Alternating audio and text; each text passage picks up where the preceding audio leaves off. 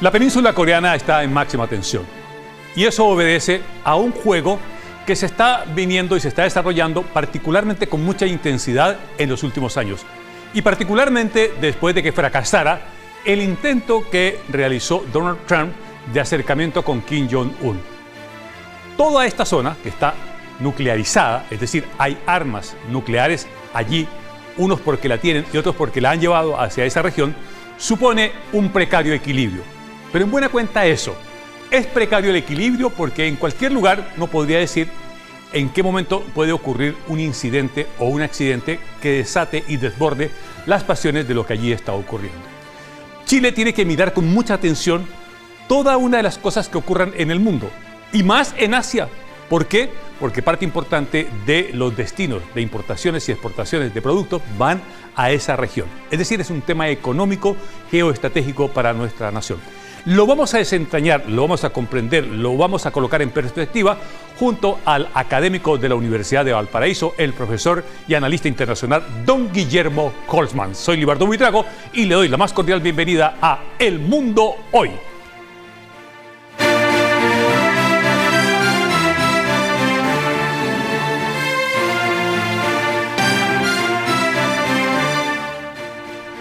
Mucho gusto. ¡Feliz año, profesor Holtzman! Lo mismo para ti, Libardo, y para todo el equipo que está acá detrás del Mundo Hoy. Cuesta mucho sintetizar toda la biografía del profesor Holtzman. Uno puede decir especialista de defensa, lo es. Experto en seguridad, lo es. Analista político nacional, lo es. Analista internacional, lo es. Profesor, lo es. Profesor, más simple. Sí, ¿no? Y amigos, sobre todo, son muchos años que hemos estado compartiendo tanto en esta plataforma Canal 13 como en otras, y la amistad que se ha ido creando en lo personal, que por supuesto uno valora, y lo tiene como un privilegio que yo diría que no siempre se logra. Guillermo, estuve sacando cuentas. Ya, no me diga. ¿Sabe cuántos años de amistad tenemos? No me diga. Entramos al año 41 de amistad. No, 41 años sí, de amistad.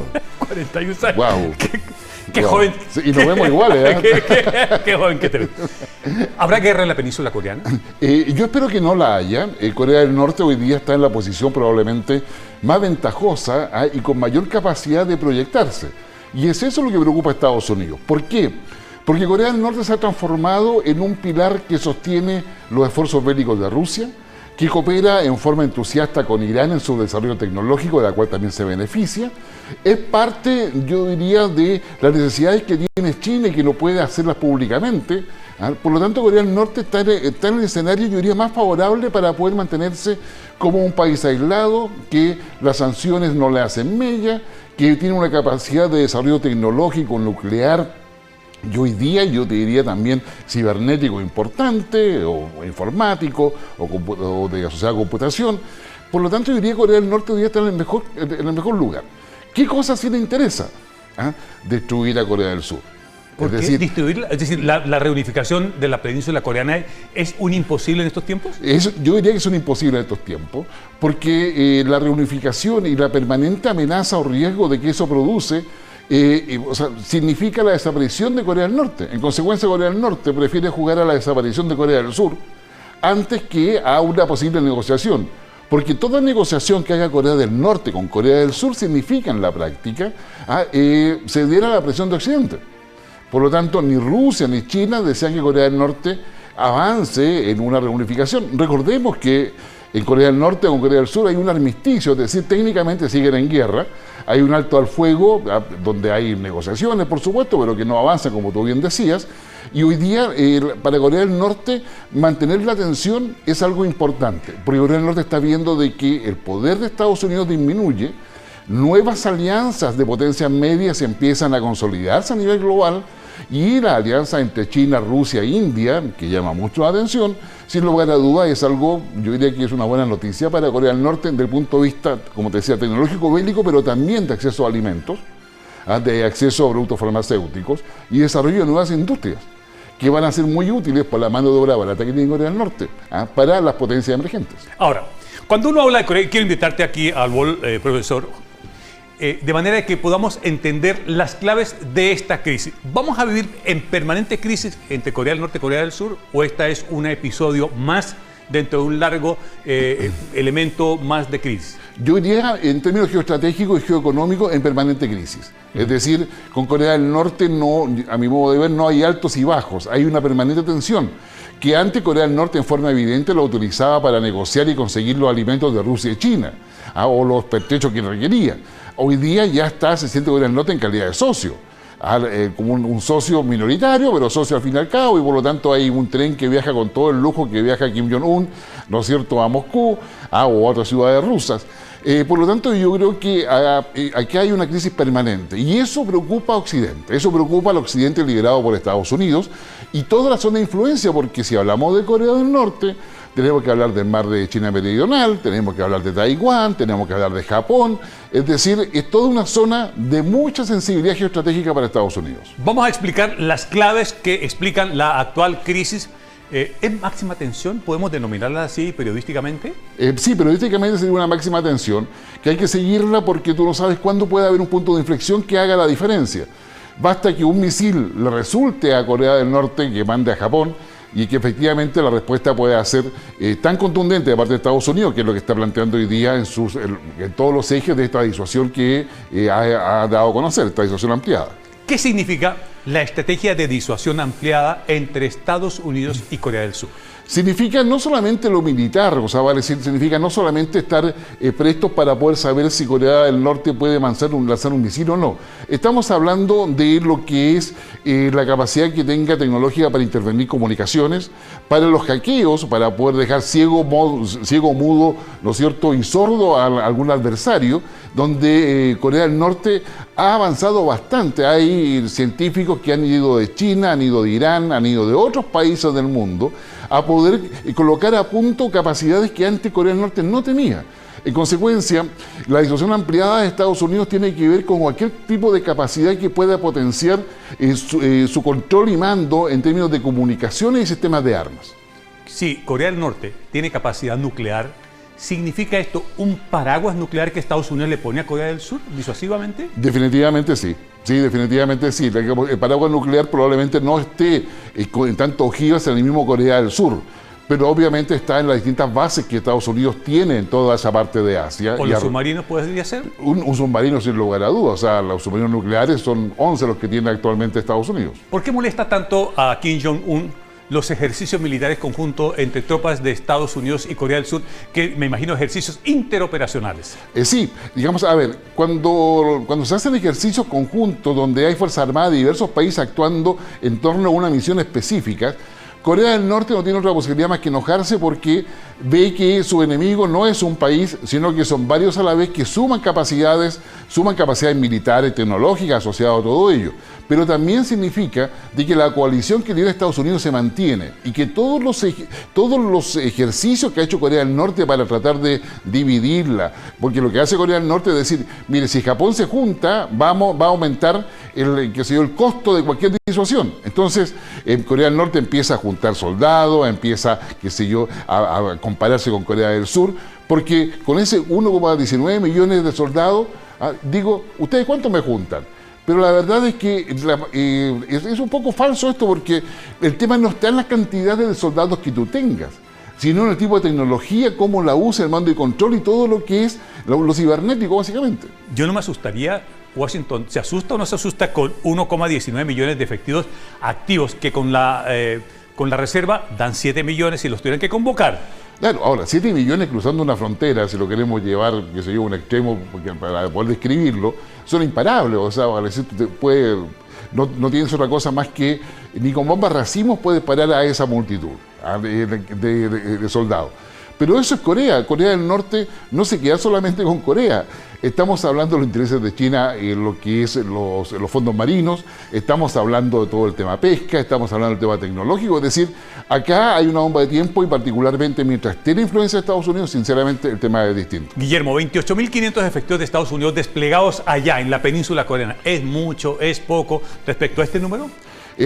Yo diría que cualquiera diría que es poco. Sin embargo, yo le hago el siguiente ejercicio. Es 1,19 millones por una tecnología. 640.000 de Corea del Sur por 3 tecnologías. Y 28.500 soldados estadounidenses por 50 tecnologías. Entonces, el tema está en que esos 28.500 tienen una especialidad y tienen una capacidad de manejar sistemas de armas de alta tecnología, alto rendimiento y alta letalidad, mucho más que la tecnología limitada al cual tiene acceso Corea del Norte. Estos son efectivos. Pero veamos qué tiene en las ramas de las Fuerzas Armadas, tanto de Corea del Sur, Corea del Norte y, por supuesto, Estados Unidos, en otro cuadro comparativo. Mire, 820 aviones. De los cuales no sabemos cuántos están operativos. ¿Tú dices, de pronto no están todos operativos? Exactamente, porque pasan un poco parecido a lo que le pasa a Ucrania hoy día, o le ha pasado a Ucrania, en el sentido de que todo su sistema de armas era de origen soviético ruso.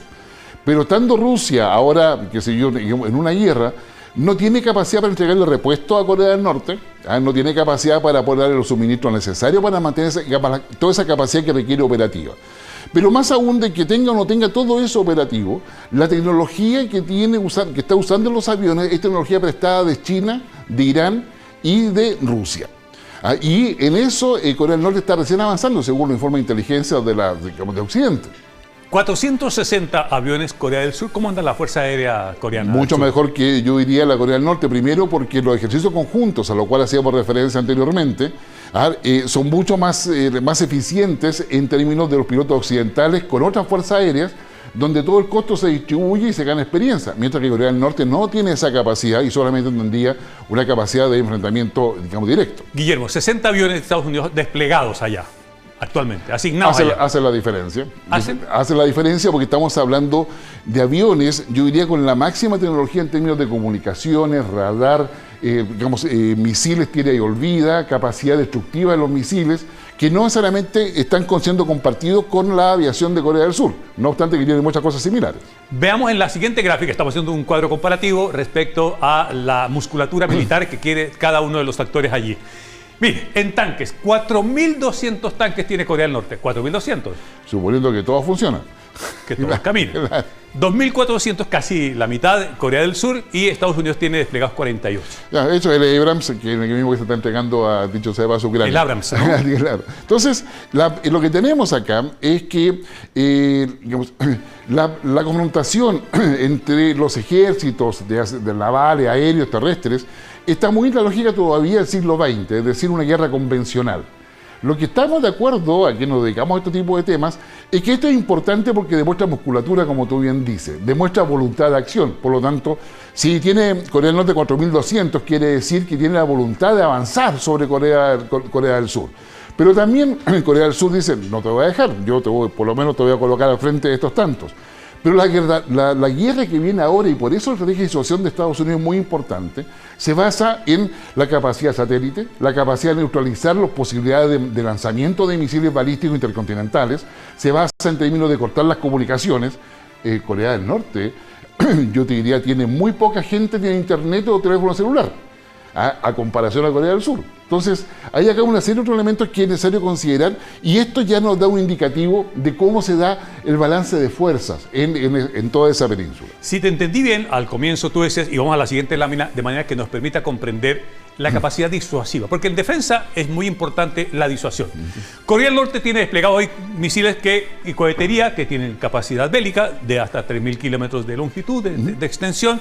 Los coreanos no necesitan sino 500 metros, su enemigo es sí. Y Estados Unidos 1.500. ¿Qué dice esta lámina?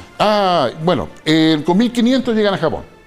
Ya, o sea, vale decir, estos son los misiles que preocupan a Japón. Desde Corea del Norte a Japón hay un poco más de 1.000 kilómetros de distancia. En consecuencia, estos son los misiles que de repente pasan por sobre la isla, sí. Japón se pone en emergencia, etcétera. Son estos misiles. Ahora, estos misiles, hay una cierta duda respecto a cuál es la eficiencia que tienen realmente. Porque se les cae, porque los botan, porque... No, que se les cae. ¿Se les caen? ¿Y qué significa en desarrollo? Si yo soy capaz de ponerlo a volar y que se me caiga, pues ya hice una cosa, es ponerlo a volar. Claro. Pero que se me caiga, ¿qué significa, Guillermo? Significa que en la práctica no tienes acceso a la tecnología que permite, digamos, el monitoreo, el mando y control a distancia. Porque tú ese misil tienes que darle dirección, tienes que darle vectores, digamos, quiere decir que no tiene capacidad de poder mantener solo la dirección hacia el objetivo. ¿Da? Entonces necesita una cosa manual. Yo entendería, según informe de inteligencia, de que eso lo están superando y esa es una preocupación de Estados Unidos, por eso la estrategia de disuasión ampliada, vuelvo a insistir, en términos de que hoy día Corea del Norte está recibiendo tecnología iraní particularmente, En cierta forma dicen, pues se sospecha que es de Turquía también, ¿ya? Y también le ha pasado a Rusia y le ha pasado a China, que es la contraparte por la cual Corea del Norte está entregando municiones. Y está entregando armamento y se está transformando en un fabricante de drones. Entonces, Corea del Norte hoy día está accediendo a mayor tecnología que le permitirían disminuir los errores que se han visto en los últimos años en el lanzamiento de particularmente estos misiles de 1.500 y 3.000 kilómetros. Se necesitan tiempo. Vamos a otra gráfica que nos va a permitir saber en una composición geográfica de piso o física, entender las claves de cómo está la disposición. Ahí están las dos Coreas. Por supuesto que esta es la línea, una de las más fortificadas a nivel mundial, la frontera entre los dos países, que se han vuelto a construir casetas de seguridad, se ha vuelto por Kim Jong-un, ha dado la orden de volver a poner las fortificaciones que antes estaban. Aquí, pasando al siguiente mapa, nos va a permitir es ver lo siguiente. Bueno. Estos son los sitios que se han identificado por parte de inteligencia. No vamos a decir cuál inteligencia, de dónde lanzan los misiles. Guillermo. Así es. Con misiles de corto alcance y de mediano alcance, ¿qué puede hacer? ¿A quién puede dañar Corea del Norte con esa misilería que tiene? Particularmente estamos hablando de Japón. O sea, obviamente los vecinos de Corea del Sur son 120 kilómetros desde el que está más alejado de la frontera, 120 kilómetros hacia la ciudad, hacia Seúl, en Corea del Sur. Y particularmente ahí la mayor amenaza es Japón. La siguiente amenaza es Hawái, ya que es una base estadounidense, y de ahí ya llegaríamos hasta esa posibilidad.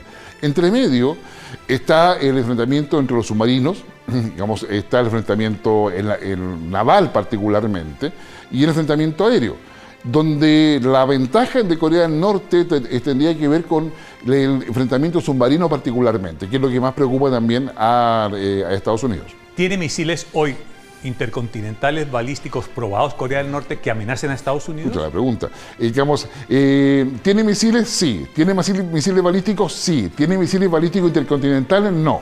O sea, Corea del Norte dice que tiene, pero todos los intentos por mandarlos, por demostrar que los tiene, finalmente, digamos, terminan a mitad de camino, un cuarto de camino, octavo de camino, porque se caen. No tiene capacidad de poder mantenerlos, ni tampoco hay evidencia de que tenga capacidad de poder colocar una ojiva nuclear en algunos de esos misiles. En los de largo alcance. ¿En los de corto y mediano sí la puede colocar? Eventualmente sí. Eso yo diría, es una sospecha bastante fundada, considerando que Corea del Norte nunca ha dejado que se inspeccione cuáles son las capacidades nucleares reales que tiene o de dónde obtiene el uranio que requiere. Bien, entonces ahí está el músculo elongado, una preocupación de lo que ocurre en Corea, en la península coreana. Estamos junto al destacado académico, analista internacional, profesor de la Universidad del Paraíso, don Guillermo Holzman. Hacemos una pequeña pausa y ya estamos de regreso.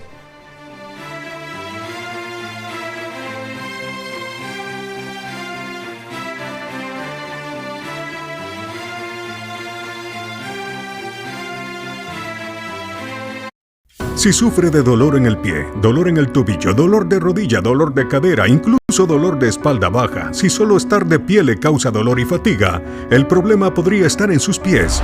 Cuando sus pies están desalineados, todo su cuerpo está desalineado y tiene dolor. La solución: arreglar el problema en sus pies y aliviar el dolor en todo su cuerpo. Presentamos Super Torix, las innovadoras plantillas ortopédicas que pueden aliviar el dolor al instante en sus pies, tobillos, rodillas, caderas y espalda, alineando adecuadamente sus pies y disponibles ahora mismo para ustedes sin tener que ir al médico. Son maravillosas, no me duele. Increíbles. Realmente no sabía que las necesitaba hasta que las probé. Super Torex ha cambiado mi vida porque mi dolor de espalda ha desaparecido totalmente. Me hacen sentir más energía, ya no estoy tan cansado al final del día. Deje de sufrir y vuelva a las actividades que ama. Super Torix están diseñadas con soporte de arco óptimo para distribuir la presión de manera uniforme mientras estabiliza su talón gracias al exclusivo talón BioLock. Pero además, las patentadas y personalizables inserciones de equilibrio biodinámico aseguran un contacto perfecto de sus pies con el suelo en cada paso que dé. Si sufre problemas como juanetes, fracturas por estrés, dedos de martillo, tablillas en la espinilla, fascitis plantar, tendinitis, ahora puede adquirir aparatos ortopédicos clínicamente efectivos a una fracción del costo de la ortopedia prescrita prescrita por el médico. Las ortesis recetadas por el médico pueden costar una verdadera fortuna en tiendas especializadas y demorar semanas en estar listas. Pero no pagará eso ni tendrá que esperar. Usted recibirá las plantillas ortopédicas personalizables Superthoric a un precio muy especial de lanzamiento. Llame en los próximos 30 minutos y reduciremos el precio a la mitad. Sí, pagará solo la mitad del precio original de las Superthorics. Y si es una de las primeras 50 personas en llamar, le enviaremos de obsequios un segundo par de Superthorics. No deje pasar esta oportunidad de alinear sus pies. ¡Llame ya! Es fundamental recibir un impulso inicial para creer en tus sueños. Instituciones como World Café, como Santander, las necesitamos todos, no solamente los emprendedores. El hecho de tener un lugar adecuado permite que tú puedas tener reuniones, un espacio de trabajo que tenga todas las cosas necesarias para que se lleve a cabo de buena forma la reunión. A medida que el emprendimiento crece, también crecen las cosas que hay que hacer. Y todas estas oportunidades que te da el banco ayudan mucho a poder enfocarte en lo que realmente importa, que al final es hacer crecer tu emprendimiento. Soy Gloria David, fundadora de Té de Tetera. Soy Alejandra Werner de Tu Saquito. Soy Nicolás Vega de Moca, Chile. En World Café, Santander y Canal 13 queremos ayudarte a que todo Chile conozca tu emprendimiento. Ingresa a t13.cl/emprendedores World Café. Inscribe tu negocio y participa por aparecer en T13. Ven a World Café, el lugar donde todo comienza. Santander, tu banco.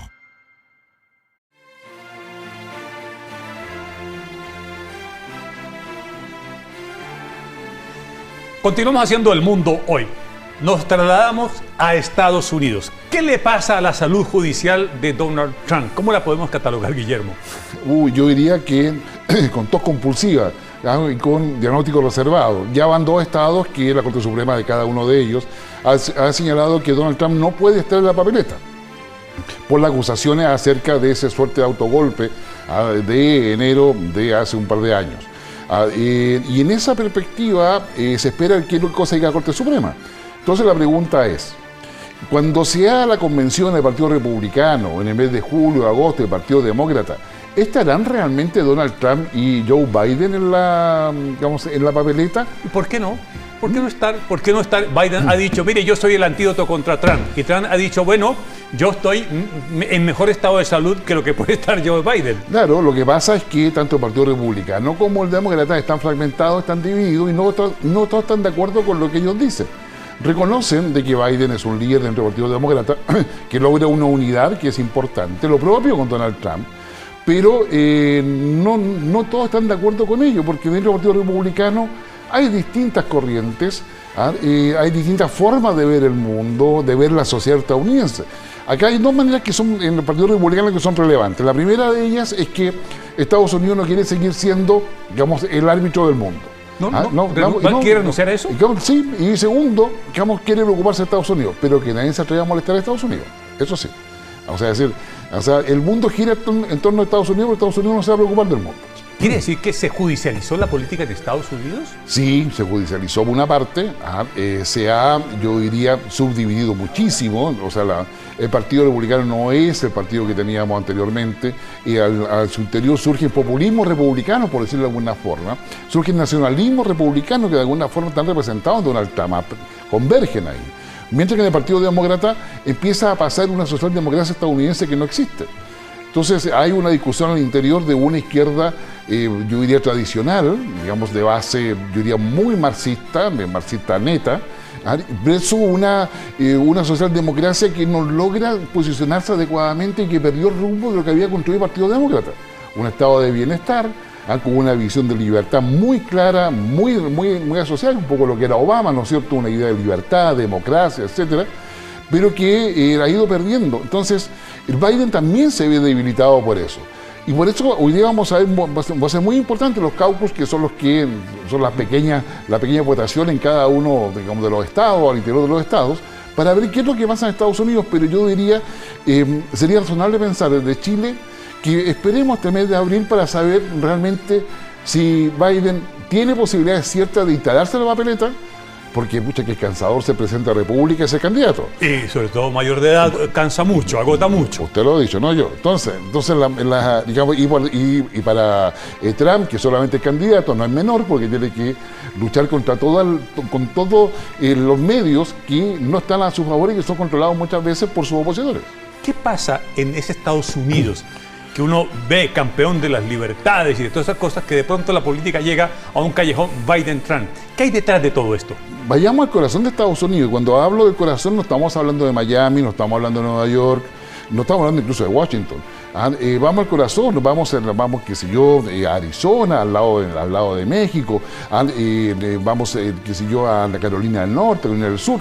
Vamos al corazón, y en el corazón de Estados Unidos están preocupados del aumento de la violencia interna. Están preocupados de la situación económica, porque le creen al Partido Republicano en términos de que hay que potenciar la industria estadounidense, y le creen porque volvieron los empleos, volvieron la industria que se habían ido a China, y eso lo ha mantenido Biden. En consecuencia, ellos quieren, estamos mejor cuando no miramos hacia el mundo, estamos mejor cuando el empleo lo hacemos acá y tenemos nosotros además un poder consumidor porque tienen la capacidad de producir y consumir. ¿Qué le pasa al mundo con Biden o con Donald Trump? ¿Qué le pasa al mundo? ¿Qué ocurre en el mundo? La guerra entre Rusia y Ucrania sigue, el conflicto entre Israel y Hamás sigue. ¿Qué puede ocurrir con uno y otro gobernante? Pragmatismo. Yo diría que hay acá cosas claras. Yo diría que la guerra entre Rusia y Ucrania tendería a disminuir. El costo lo pagaría Ucrania básicamente, y un costo que tiene que ver con la instalación ahí no solamente del neonazismo, que es lo que alega Rusia, sino que también el crimen organizado particularmente.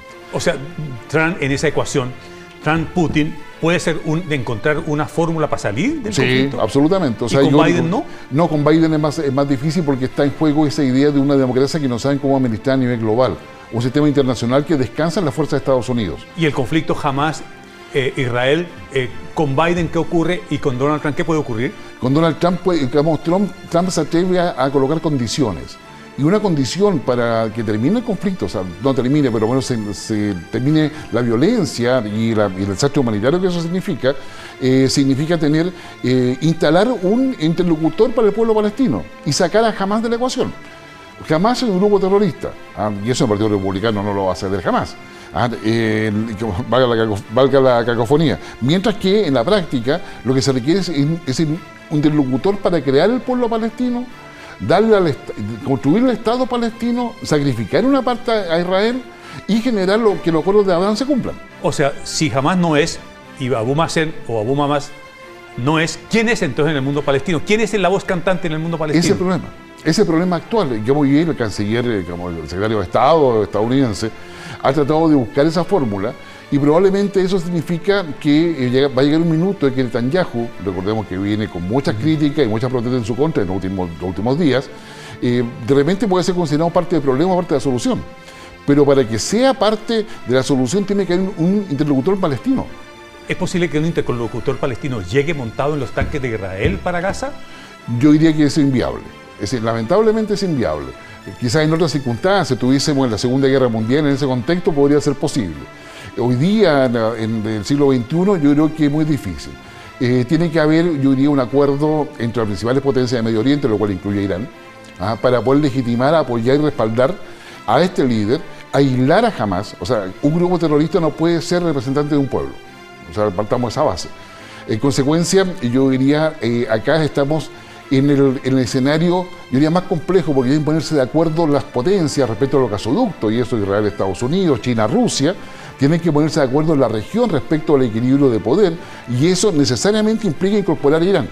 Y si no se incorpora a Irán, difícilmente quien quiera que el pueblo palestino es árabe por si acaso, es de base árabe, no es musulmana. Hay palestinos musulmanes, sí, como lo hay cristianos, pero no es musulmana. Entonces, acá se requiere tener un interlocutor. Y ese interlocutor es más fácil conseguirlo con la forma de Trump que con el proceso de Biden.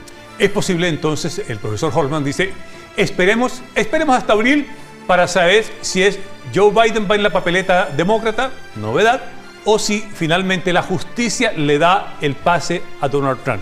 Hay que esperar hasta abril.